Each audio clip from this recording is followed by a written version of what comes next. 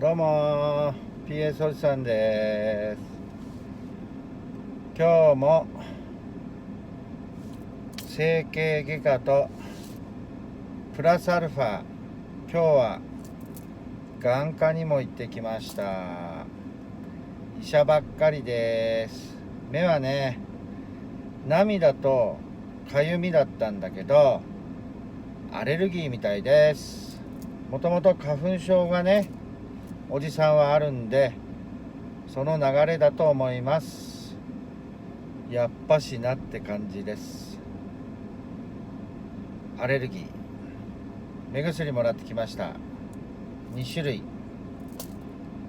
アレルギーとかゆみ止め。整形外科では塗り薬と飲み薬、薬漬け。まあ大した薬じゃないです。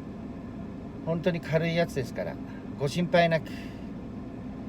不死身なんで、おじさん不死身なんで大丈夫です。そんなことよりね、台風が来てます。台風今夜直撃だそうです。直撃はちょっと大げさかもしれないけど、今夜来るそうですよ。台風、関東、おじさんを含め関東圏お住まいの皆様、今夜ご注意ください。備えあれば憂いなし。早めに帰るとか、窓閉めたり鍵閉めたり、ろうそく準備したり、懐中電灯準備したり、非常食準備したり、水準備したり、充電器準備したり、万が一備えてできることはやっときましょう。